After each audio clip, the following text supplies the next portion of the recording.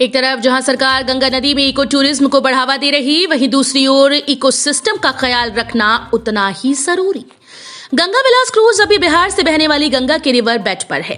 Switzerland और Germany के 32 पर्यटकों को लेकर मैदानी इलाकों के सर्पाकार बहाव वाले इलाके की विरासत का दीदार करते हुए गंगा नदी में मचलने वाली गांगे डॉल्फिन का नमस्कार भी स्वीकार कर रही है।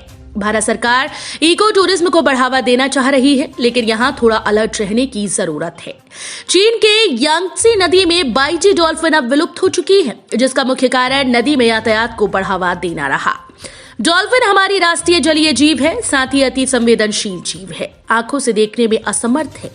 डॉल्फिन का नुकसान राष्ट्र का नुकसान माना जा सकता है, जैसे कि गंगा प्रहरी और पर्यावरणविद आशंका जता रहे हैं। मतलब अगर सरकार गंगा नदी में इको टूरिज्म को बढ़ावा देना चाहती है तो गंगा नदी के इकोसिस्टम का ख्याल रखना चाहिए। अरविंद मिश्रा सर, एक बात बताएं, इकोलॉजी इन्वायरमेंट के बीच में अक्सर आप लोग नोट करते हैं, सरकार ने जो हाल में गंगा विलास क्रूज को इको टूरिज्म के नाम पे रिवर बेड गंगा पर उतारा है, क्या उससे गंगा के इकोलॉजी को प्रभाव पड़ेगा? देखिए, ऐसा है कि विकास और विनाश दोनों चीज़ें एक साथ चलती हैं।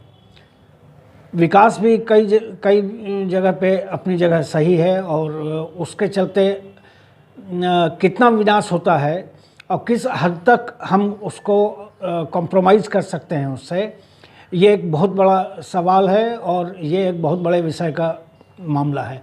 जहाँ तक गंगा विलास क्रूज का सवाल है तो मुझे लगता है कि ये इक्का दुक्का क्रूज चलने से बहुत ज़्यादा फ़र्क गंगा नदी के जीवों पर बहुत ज़्यादा फ़र्क नहीं पड़ेगा। हालांकि जो इसमें मेजर्स लिए ही जा रहे होंगे कि इसमें वाइब्रेशन कम हो, इसमें मतलब तेल का रिसाव नहीं हो, टूरिस्ट लोग गंगा में कचरा उचरा डिस्पोज न करें, ये सारे अगर प्रिकॉशंस के साथ क्रूज चलता है और इक्का दुक्का अगर चलता है तो ये हमारी गंगा की जो जैव विविधता है उसको दुनिया को दिखाने के लिए एक अच्छा माध्यम है। रिवर क्रूजिंग जो है उसको हम लोग इको टूरिज्म से जोड़ के देखते हैं और हम लोग इको टूरिज्म को प्रमोट भी करते हैं ताकि लोगों में उसके प्रति एक दिलचस्पी हो, प्रेम भाव पैदा हो और लोग उस गंगा की बायोडाइवर्सिटी के बारे में पूरी दुनिया में एक मैसेज जाए कि गंगा हमारी कितनी समृद्ध है और इसी वजह से इसको संरक्षित करने की भी कितनी ज़्यादा आवश्यकता है।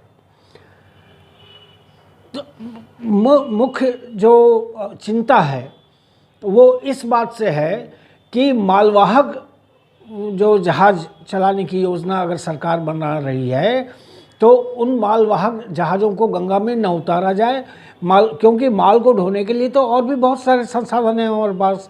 हम अंडरपास बना सकते हैं, अगर सड़कों में ट्रैफिक ज़्यादा है हम ओवरपास बना सकते हैं।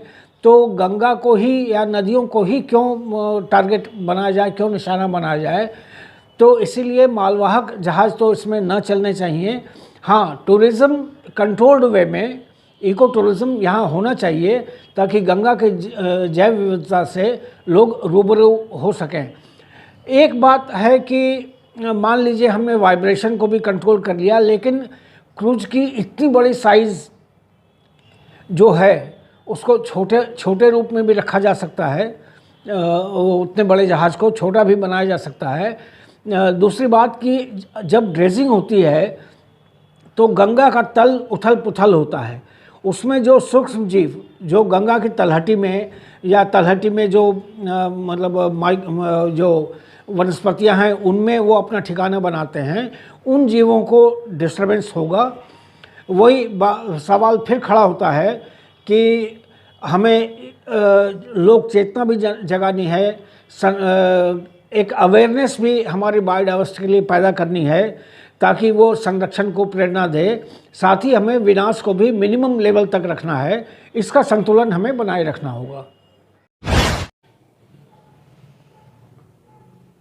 दीपक जी, एक बात बताइए जी कि गंगा विलास क्रूज के माध्यम से इको टूरिज्म की बात सरकार ने शुरू की है, बनारस से लेके कई नदियों को पार करेगी। भागलपुर भी आएगी। संरक्षित जोन है डॉल्फिन, गांगे डॉल्फिन का। जी। तो क्या गंगा नदी के इकोलॉजी पे भी इसका कुछ असर होगा? हमें सबसे पहले विनाश के तर्ज पे विकास की अवधारणा नहीं रखनी चाहिए। हमको चीन से जो है, चीन की यांग नदी में वाईजी डॉल्फिन हुआ करती थी, सबसे पहले हमको उसको देखना चाहिए। वो आज के समय में विलुप्त हो गई। हम भी अपने गैंगेटिक डॉल्फिन के विलुप्ति की ओर कहीं ना कहीं बढ़ रहे हैं। हमारा ये cruise Vikramshila Gangetic dolphin century से गुजरेगी। सरकार को पहले चाहिए था कि यहाँ के जैव विविधता का अध्ययन करे। ये क्रूज चलने के बाद जो है यहाँ इसके ऊपर क्या हानि होगा, इसके अध्ययन की ज़रूरत थी। यहाँ पर बहुत सारे जीवों का प्रजनन स्थल है। अभी जाड़े का समय है, अभी ये डॉल्फिन, ये क्रूज तुरंत निकलेगी। 265 प्रजाति की पक्षियाँ भागलपुर में पाई जाती है और कई पक्षियों का प्रजनन स्थल है ये। अब गैंगेटिक कई प्रजाति के कछुओं का प्रजनन स्थल है, उसके बाद उद्भलाव का ये स्थान है। तो इतने बड़े क्रूज के चलने के बाद लोग बोल रहे हैं ये क्रूज में वाइब्रेशन कम होगा, प्रदूषण कम होगा, मगर ये सब मिथक है। जब आप क्रूज गंगा से गुजरेगी, यहाँ की गंगा बहुत सक्रिय है और कई जगह पे आपको पता होना चाहिए, जो बंदरगाह वाली जो अडानी वाली जो चलती थी, वो रिवर वाली, वो 8 महीने से बंद है क्योंकि यहाँ की गंगा की गहराई कम हो चुकी है। तो कहीं ना कहीं डॉल्फिनों के ऊपर जो है बहुत गहरा प्रभाव पड़ेगा। डॉल्फिनें डरेगी, अन्य स्रोतों की ओर भागेगी और इसका बुरा प्रभाव जो है यहाँ की जैव विविधता पे बहुत बुरे तरीके से पड़ेगा।